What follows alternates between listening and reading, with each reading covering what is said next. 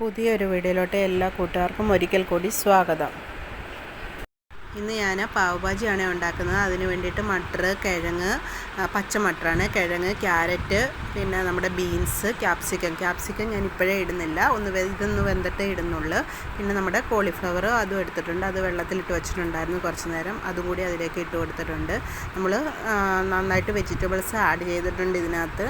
അപ്പോൾ എല്ലാം കൂടെ ഒന്ന് നമുക്ക് നന്നായിട്ട് വേവിച്ചെടുക്കണം. ഇത് നല്ലതായിട്ട് ഉടഞ്ഞ് കിട്ടേണ്ടതാണ്. അപ്പോൾ നമ്മൾ ആവശ്യത്തിന് വെള്ളം ഒഴിച്ചിട്ട് ഇത് ഉപ്പും മഞ്ഞൾപ്പൊടിയും കൂടി ഇട്ടിട്ട് നന്നായിട്ടൊന്ന് വേവിച്ചെടുക്കണം.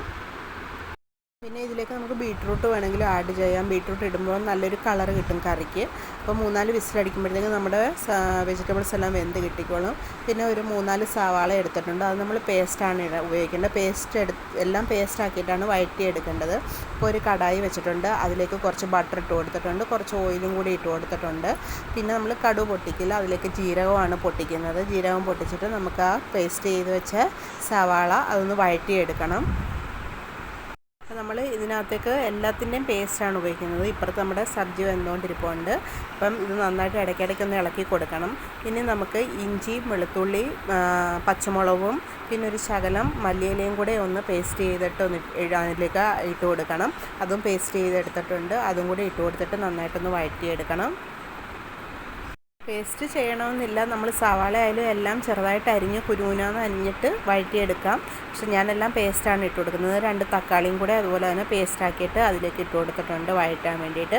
അപ്പം എല്ലാം കൂടെ കിടന്ന് നന്നായിട്ടൊന്ന് വരണം, പച്ചമണമൊക്കെ ഒന്ന് മാറണം. അപ്പോഴത്തേക്ക് നമ്മുടെ സബ്ജി വെന്തിട്ടുണ്ടായിരുന്നു. പിന്നെ അതിലേക്ക് ഞാൻ ക്യാപ്സിക്കം കൂടെ ഇട്ട് കൊടുത്തിട്ട് ജസ്റ്റ് ഒന്ന് അടച്ച് വെച്ച് ഒന്ന് തിളപ്പിക്കുന്നുണ്ടായിരുന്നു, ക്യാപ്സിക്കം ഒന്ന് വാടാൻ വേണ്ടിയിട്ട്. പിന്നെ നമുക്ക് പൊടിയായിട്ട് മഞ്ഞൾപ്പൊടി ഇട്ട് കൊടുത്തിട്ടുണ്ട്, മല്ലിപ്പൊടി ഇട്ട് കൊടുത്തിട്ടുണ്ട്, നമ്മുടെ ഗരം മസാല ഇട്ട് കൊടുത്തിട്ടുണ്ട്, പിന്നെ മുളക് പൊടി, പിന്നെ പാവ് ഭാജിയുടെ ഒരു മസാലയാണ്. അതില്ലെന്നുണ്ടെങ്കിലും കുഴപ്പമില്ല, നമ്മൾ ഗരം മസാല ഇട്ട് കൊടുത്താലും മതി. പിന്നെ പാവ് ഭാജി മസാല ഞാൻ ശകലം ഇട്ട് കൊടുത്തിട്ടുള്ളായിരുന്നു. അതൊന്ന് പൊടിയുടെ പച്ചമണമൊക്കെ മാറി കഴിഞ്ഞപ്പോഴേക്ക് നമ്മൾ വെജിറ്റബിൾസ് എല്ലാം അതിലേക്ക് വെന്തത് ആഡ് ചെയ്തിട്ടുണ്ട്. ഇനി നമ്മൾ വെജിറ്റബിൾസ് നന്നായിട്ട് ഉടച്ചെടുക്കണം. ഇങ്ങനത്തെ എന്തെങ്കിലും ഒരു സാധനം ഇട്ടിട്ട് നന്നായിട്ട് ഉടയ്ക്കണം. അതിനാണ് നമ്മൾ വെജിറ്റബിൾസ് നന്നായിട്ട് വെന്ത് കഴിഞ്ഞപ്പോഴത്തേക്ക് നമ്മൾ ജസ്റ്റ് ഒന്ന് ഇങ്ങനെ ചെയ്യുമ്പോഴത്തേക്കും നന്നായിട്ട് ഉടഞ്ഞ് വന്നോളും. അപ്പോൾ ആ മസാലയും എല്ലാം കൂടി ഇട്ടിട്ട് നന്നായിട്ട് ഉടച്ചെടുത്തിട്ടുണ്ട്.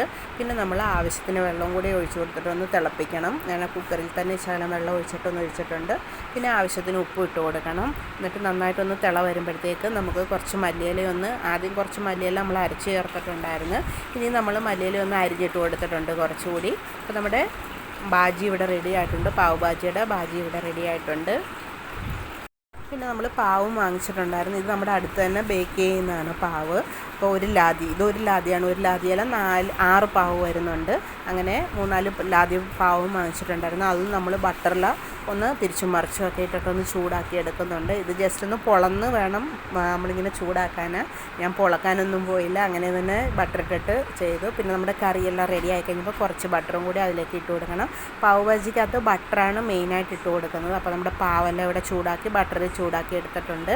അപ്പം സപ്ലൈ ചെയ്യുന്നത് ഇങ്ങനെയാണ്. ആദ്യം ഒരു പ്ലേറ്റിലേക്ക് കറി ഒഴിക്കും. പിന്നെ ആ കറിയുടെ മണ്ടയ്ക്ക് ഇടാനാണ് നമ്മൾ സവാള ചെറുതായിട്ട് അരിഞ്ഞും വെച്ച് കൊടുക്കും, ഒരു നാരങ്ങായും വെച്ച് കൊടുക്കും. ഇത് രണ്ടും കറിക്കകത്ത് മിക്സ് ചെയ്യും, ഇങ്ങനെ നാരങ്ങ പിഴിഞ്ഞടിച്ചിട്ട്. പിന്നെ കുറച്ച് ബട്ടറും കൂടി ഇട്ട് കൊടുത്തിട്ടുണ്ട്. അത് ചൂടുകൊണ്ട് മെൽറ്റ് ആയിക്കോളും. അപ്പോൾ ഇതാണ് നമ്മുടെ പാവ് ഭാജി. ഇവിടുത്തെ ഫേമസ് ആയിട്ടുള്ള സാധനമാണ്. വെളിയിലൊക്കെ പോയി കഴിഞ്ഞാൽ ഒരു പ്ലേറ്റിന് നല്ല കാശ് കൊടുക്കണം നമ്മൾ. അതുകൊണ്ട് വീട്ടിൽ തന്നെ ഉണ്ടാക്കിയെങ്കിൽ നമുക്ക് വയറ് നിറച്ച് കഴിക്കുകയും ചെയ്യാം, വെളിയിലത്തേനെക്കാട്ടി നല്ല ടേസ്റ്റും കിട്ടും. അപ്പം ഇതായിരുന്നു നമ്മുടെ ഇന്നത്തെ ബ്രേക്ക്ഫാസ്റ്റ്.